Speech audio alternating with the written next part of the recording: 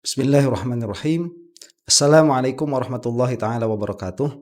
Alhamdulillahi rabbil alamin wa sallallahu ala sayyidina Muhammadin wa ala alihi wa sahbihi wasallam, amma ba'du. Imaduddin Al-Qonohawi Al-Kaburi Al-Abiyah, seorang yang gak punya bapak ini, apa bahasanya itu, Al-Ahad ya, Ibn La'ahad, gak tahu anak siapa. Ini bikin ceramah selama 1 jam, yang mana baru kali ini saya itu mendengarkan ceramahnya si Imad dalam jangka waktu selama itu. Ya, agak impresi saya setelah mendengarkan 1 jam itu, ini orang pembahasannya loncat-loncat. Itu yang pertama. Jadi kerap sekali Imad itu tidak menuntaskan apa yang sedang dia bahas, karena terlalu banyak loncat-loncatnya tuh. Video ini kalau diselesaikan, ini mungkin bisa sampai 4, 5, atau 6 episode. Karena terlalu banyak yang harus syarah dari perkataannya Imaduddin ini. Cuman selama 1 jam ini saya tidak mendapati ada ilmu. Saya tidak mendapati dalam 1 jam ini si Imad itu memberikan fikih, memberikan tauhid. Itu tidak mendapati saya. Nah, makanya kita akan saksikan bagaimana Imad ini menebar hoax dan kebencian terhadap Habaib Alwi. Kita, kalau saya begitu ya, kalau mereaksinya dengan emosi, ini bakal emosi nih, sebel begitu. Cuman kita akan reaksi dengan ketawa saja ya, dengan tertawa. Kita mulai nih. Namun hari ini orang Jawa asli itu makamnya jadi bin Yahya. Bu, kira-kira dolim gak tuh orang yang ganti-ganti? Nah, sebentar, ini konteksnya Imad itu sedang membicarakan makam yang diganti. Itu dari satu kerajaan, lihatlah sendiri ya, namanya siapa, diganti dengan bin Yahya begitu. Makanya tadi dikatakan zolim gak seperti ini. Bu, zolim gak? Jawab, jahat apa tidak? Jahat apa tidak? Kalau jahat, kenapa nggak didiamkan? Dulu nggak ada yang berani. Bukan nggak didiamkan mungkin itu, kenapa malah didiamkan? Tidak dikoreksi begitu. Bahkan yang bangun aja itu Pemkot, pemerintah kota Semarang yang ikut membiayai. Bahkan yang sekarang pengurus PWI, banyak yang dulunya ikut-ikut bikin makam-makam palsu. Nah, itu dulu. Jadi Imad ini sudah jelas tidak memiliki kapasitas sebagai seorang alim, tidak memiliki kewaraan. Di dalam hal yang tidak diputuskan di dalam persidangan pun, ini diberitakan kepada khalayak umum seolah-olah itu adalah kebenaran. Jadi kan biasa, salah satu tuduhan dari kelompoknya Mukimad itu adalah Bani Ba'alwi ini orang-orang yang suka memalsukan makam, dan di sini salah satu kasus yang Imad buka begitu. Ada satu makam malah diba'alwikan di mana tadi, di Semarang itu ya. Nah, ini kan tidak ada status hukumnya dalam pengertian apakah memang benar itu adalah makam yang diba'alwikan, atau memang itu adalah benar-benar ba'alwi, atau mungkin itu makam yang diba'alwikan yang mana pelakunya itu bukan ba'alwi. Jadi tidak ada kehati-hatian ya di dalam menyematkan suatu tuduhan kepada suatu kelompok. Ini tidak ada kehati-hatiannya. Nah, dan yang menarik, akhirnya Imad ini membuka kedoknya sendiri. Ternyata yang membangun itu yang sekarang menjadi anggota PWI. Nih ya, kita mundurkan lagi nih. Bahkan yang sekarang pengurus PWI, banyak yang dulunya ikut-ikut bikin makam-makam palsu. Nah, jadi siapa yang kita lihat dulu faktanya ya dari apa yang diucapkan oleh si Imad ini, berarti yang membangun makam-makam itu adalah yang menjadi anggota PWI sekarang. Dalam pengertian anggota PWI sekarang itu adalah yang membangun makam-makam itu. Itu faktanya yang dikeluarkan sama si Imad ya. Dan kalau misalkan yang anggota PWI-nya tidak menerima kan tinggal klarifikasi begitu. Oh itu bukan saya atau itu atas suruhan siapa, dan masa kita mau percaya juga? Karena harus ada adalah di situ ya. Sedangkan orang-orang PWI ini sejauh yang saya tahu itu orang-orang yang tidak memiliki keadilan, tidak memiliki adalah. Jadi persaksiannya itu tertolak. Mana tuh kemarin tuh? Kiai saya Kibin Tobat ya. Dulu saya yang nancepin itu salah satu makam, misalnya saya yang nancepin, durhaka kalau enggak masuk PWI itu. Kalau jadi yang nancepin itu siapa? Ya itu yang sekarang menjadi anggota PWI itu. masuk PWI, durhaka-durhaka masa lalunya itu diobati oleh pahala-pahala memperjuangkan untuk saudaranya terbebas dari penjajahan spiritual dan perbudakan. Nah, ini salah satu glorifikasi yang terjadi sepanjang video ini. Jadi sepanjang video ini tema besarnya itu mengglorifikasi Imad dan PWI-LS oleh kalangannya sendiri. Kita kalau misalkan melihat ya, apakah ada glorifikasi terhadap Ba'alwi dari Ba'alwi? Ya mau tidak mau kita harus mengakui itu ada, karena memang ada. Cuman yang mereka agungkan, yang mereka tinggikan itu adalah sesepuh-sesepuh mereka yang mana memang kesolehannya dan kezuhudannya itu diakui baik oleh kalangan mereka atau di luar mereka, seperti Imam Al-Haddad dan selainnya. Jadi tidak mengglorifikasi diri sendiri. Dalam video ini si Imad sepanjang videonya itu mengglorifikasi dirinya dan PWI-LS. Malah sampai mengatakan di sini kalau Anda cermat, jadi jangan terhipnotis dengan perkataannya si Imad. Ini kalau ada satu hal di dalam diri Imad yang katakanlah kelebihan yang bersangkutan ini, itu adalah gaya retorikanya. Saya itu kalau mendengarkan selama 1 jam perkataannya Imad tanpa memakai mantik saya pasti terpengaruh dengan perkataannya Imad. Pasti itu secara adat begitu ya. Karena memang retorikanya bagus sekali, ini membawa emosi. Entah saya Imad ini mendapatkan gaya retorika seperti ini dari mana, pelatihannya berapa lama? Karena sebelum membahas bab nasab, gaya retorikanya Imad itu tidak seperti ini. Jadi biasa-biasa saja, selayaknya santri-santri begitu ya, selayaknya ustadz-ustadz lah. Tidak berapi-api kemudian dengan sangat lihai memainkan emosi mustami'. Di dalam video ini dia itu sangat lihai sekali memainkan emosi mustami' itu. Malah dengan perkataan-perkataan yang tidak benar, yang kebanyakannya itu kalau tidak semuanya itu adalah hoax. Nah, di sini Imad itu mengatakan bahwa orang-orang yang dulunya mukibin kalau tidak masuk PWI-LS itu dosanya tidak akan bisa terampuni, tidak akan bisa terobati begitu. Dan dosa-dosa itu baru bisa jadi terobati apabila masuk PWI. Nah, ini kan glorifikasi terhadap PWI. Cuman memang gayanya tidak sefrontal gaya-gaya yang dilakukan oleh Habaib Ba'alwi tatkala mereka itu mengatakan bahwa satu perkara atau dua perkara, satu hal atau dua hal ini bisa menghapus dosa. Sama saja sebetulnya dalam hal ini. Jadi nanti akan kita saksikan salah satu kesimpulan yang saya dapatkan dari video ini adalah Imad ini ingin mengambil simpati masyarakat yang sudah kadung diberikan kepada Ba'alwi agar diberikan kepada Imad dan keroncok-keroncoknya. Ini orang sudah haus akan pujian, sudah haus akan perhatian. Katanya satu Habib yang bodoh, walaupun suka maksiat, walaupun suka berzina, dia lebih mulia dari kiai 70 kiai.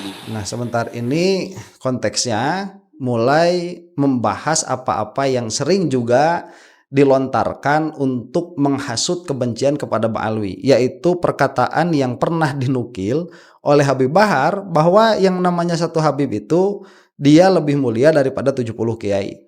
Entah mungkin kalau di dalam video yang ini atau di dalam perkataan yang ini, Imad itu mengatakan meskipun berzina, meskipun mabuk dan segala macam begitu ya. Itu mungkin ada yang mengatakan seperti itu, dan ya insya Allah ada. Nah ini mulai membahas hal itu ya. Ini kita lihat bagaimana si Imad ini membahas itu. Saya masih lihat dari Tulung Agung seorang Ba'lawi itu kemarin di YouTube. Dia bawa-bawa Ibnu Hajar. Kata dia, itu pendapat pribadi Ibnu Hajar, bahwa Ibnu Hajar mengatakan satu Ba'lawi yang bodoh itu lebih baik daripada 70 ulama. Karena apa? Karena kemuliaan Ba'lawi adalah zatnya, sedangkan kemuliaan ulama adalah aradnya, sifatnya. Nah sebentar, ini yang saya maksud ya, salah satu kelihayan Imad ini dalam hal ini. Jadi Ibnu Hajar yang dimaksud adalah Al-Haytami itu tidak mengatakan Ba'alwi, ini yang mengatakan apa? Sayyid atau Syarif, bahasanya itu dalam pengertian dzurriyyahnya Rasulullah Shallallahu Alaihi Wasallam. Jadi kita tidak usah bermain di dalam lafaz ya. Manatikoh itu tidak terlalu suka main di dalam lafaz, itu mainnya di dalam makna. Jadi kita musalamah. Yang dimaksud Syarif Sayyid di sini adalah dzurriyyahnya Rasulullah Shallallahu Alaihi Wasallam. Hala kaunihi dzurriyyatan li Rasulillah Shallallahu Alaihi Wasallam. Nah, tidak mengatakan Ba'alwi sama sekali. Kemudian oleh Imad diambil kata yang lebih khususnya yaitu Ba'alwi. Apakah ini salah secara logika? Ya tidak, karena setiap Ba'alwi adalah dzurriyyah Rasul, tapi tidak semua dzurriyyah Rasul itu adalah Bani Ba'alwi. Jadi perkataannya ini diambil. Nah cuman tatkala ini mau dilemparkan sebagai tuduhan kekurang ajaran Ba'alwi terhadap para ulama, maka dikatakanlah, dirubah narasinya itu oleh si Imad ini, bahwa Ibnu Hajar dinukil atau dikatakan oleh salah satu Habib itu mengatakan bahwa satu Habib yang bodoh lebih, atau satu Ba'alwi yang bodoh itu lebih mulia daripada 70 kiai, dengan alasan bahwa dzurriyyah itu kemuliaannya ada pada zatnya, sedangkan kealiman para ulama itu ilmu adalah aradnya. Nah kita akan saksikan ini bagaimana pembahasan si Imad di dalam zat dan arad. Zat dan sifat lebih mulia mana? Lebih mulia zat, betul. Zat dan sifat lebih mulia zat. Nah itu maklum ya, yang dikatakan Imad ini betul. Karena zat ma la yataghayyar wala yartafi'u an syai'in. Zat ma, kalau zatnya hilang ya syai'unnya itu tidak ada. Nah sebentar, sebetulnya kemuliaan zat itu bukan dilihat dari segi la yataghayyar, bukan, karena zat itu ya kadang-kadang taghayyur juga, ada berubah juga, seperti jismun namin itu jisim, zat ya zatnya ada perubahan di dalam tarkibnya. Kalau kita yang namanya perubahan itu kan keadaan yang tadinya tidak begitu kemudian jadi begitu. Ya zatnya berubah juga. Jadi kemuliaannya itu ada pada yang namanya zat ini, dia secara makna dia tidak membutuhkan kepada sesuatu yang lain untuk mengada.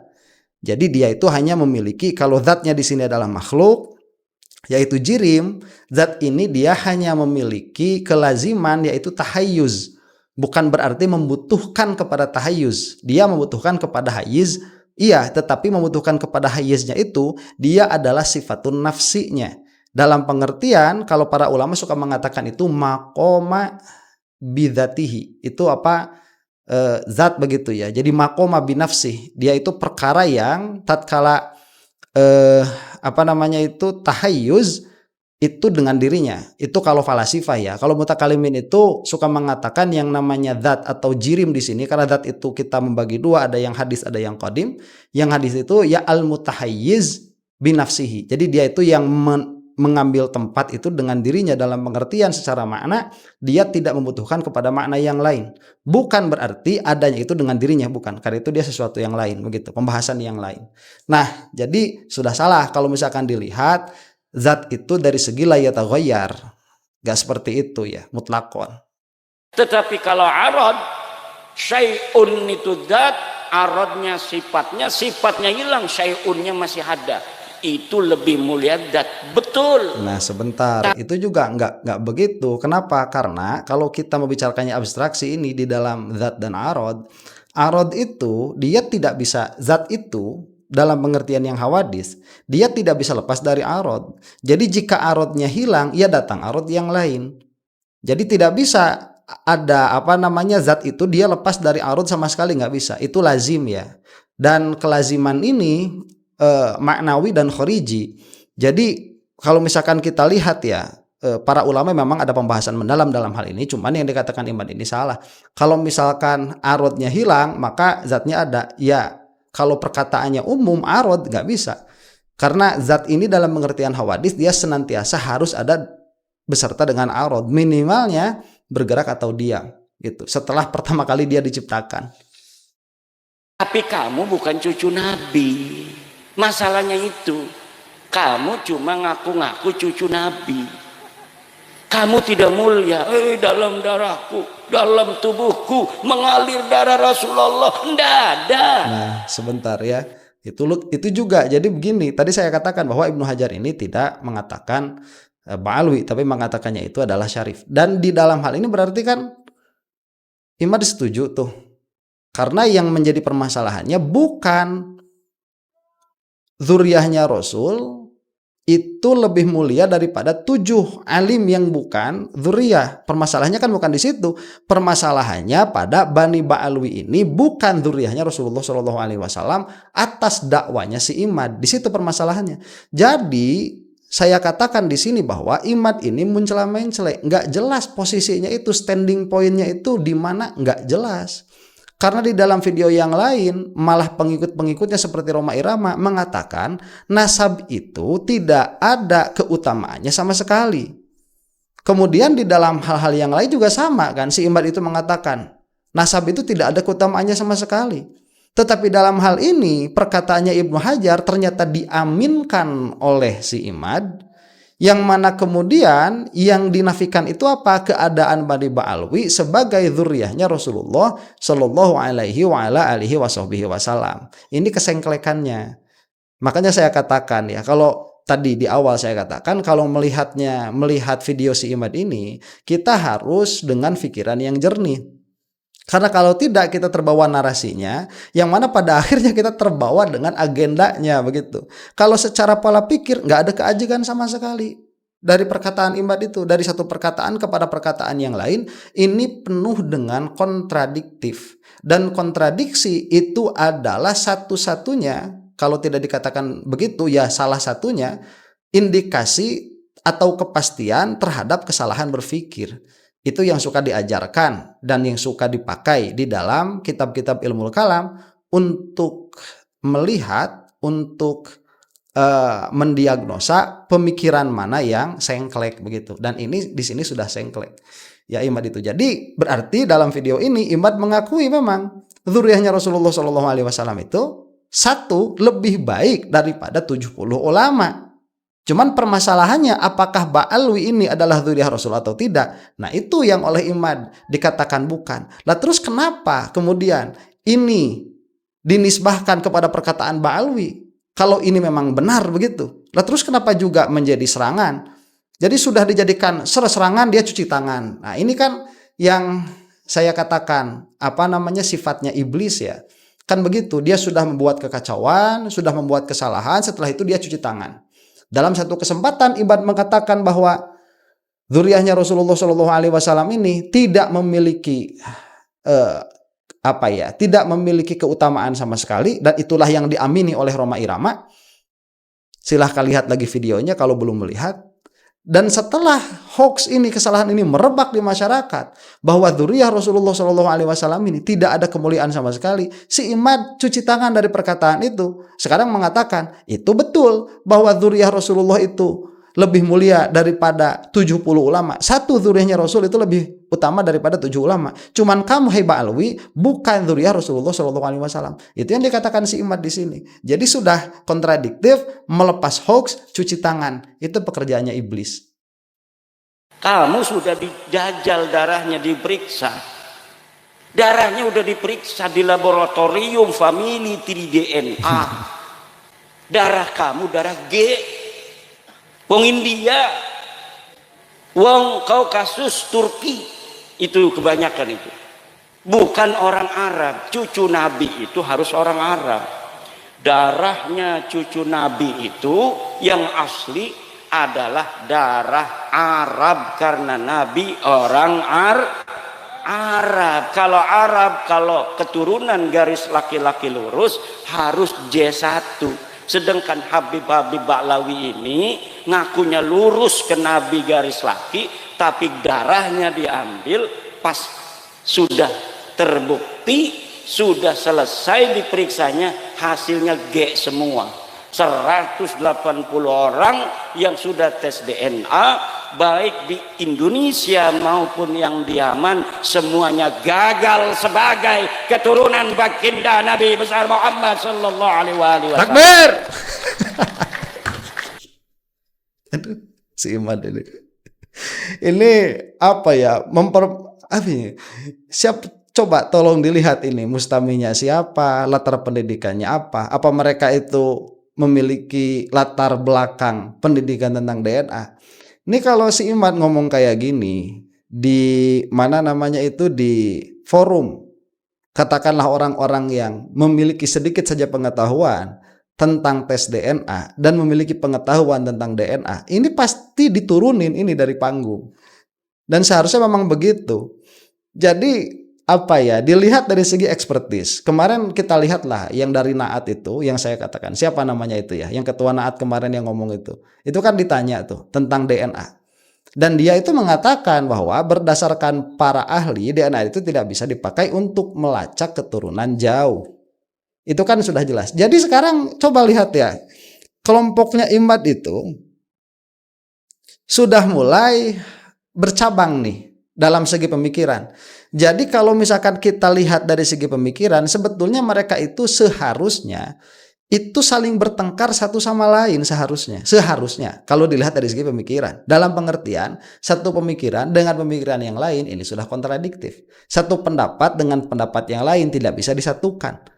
Lawang yang satu mengatakan DNA ini tidak bisa dipakai untuk melacak keturunan jauh, si Imad masih nggak update, kekeh aja di dalam pendapatnya itu, yang mana pendapatnya ini diutarakan di khalayak umum yang tidak memiliki kapasitas sama sekali untuk mencerna apa yang Imad katakan. Nah, akhirnya ini menjadi hoax juga.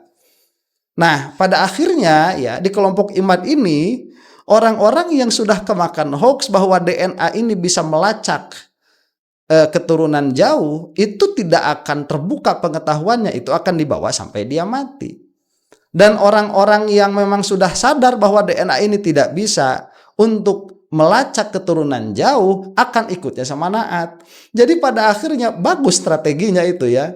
Ini ada buat kelompok orang yang sangat bodoh sekali, itu ada tuh masih dipegang sama Imad. Jadi kelompok yang anti Ba'alwi ini itu sudah agak sudah terpolarisasi.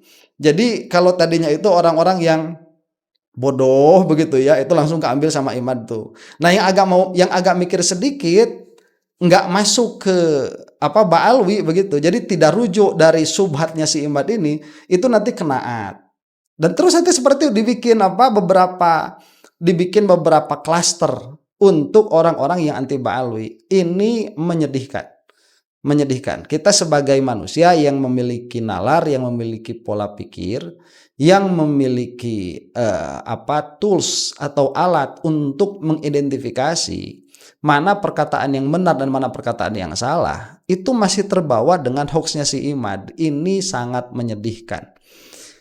Dan video ini mungkin akan agak banyak sarahnya, penjelasannya, karena video ini si Impadnya sendiri 1 jam, dan saya melihat mana bagian-bagian yang sekiranya layak untuk ditanggapi, tapi ternyata sampai akhir itu hampir semuanya itu harus ditanggapi karena memang lucunya luar biasa, kalau tidak mau dikatakan begonya luar biasa. Begitu, dari video ini sudah saya pastikan bahwa Imad itu tidak memahami ilmu kalam sama sekali. Di dalam memahami zat dan arad saja Imad ini kelabakan begitu. Jadi tidak tahqiq lah katakan ya. Dan apabila pemahamannya seperti ini, saya bisa pastikan bahwa si Imad ini tidak memiliki pengetahuan yang mendalam atas Asy'ariyah Maturidiyah. Dengan demikian dia tidak layak berada pada suatu organisasi di dalam tingkatan hierarki tertinggi yang mengatasnamakan Asy'ariyah Maturidiyah. Dan saran saya kepada orang-orang yang sudah kadung taklid dengan Imad, banyak para ulama yang lebih layak untuk ditaklidi daripada si badut ini. Demikian, mudah-mudahan videonya ada manfaat. Wallahu taala a'lam bissawab. Assalamualaikum warahmatullahi taala wabarakatuh.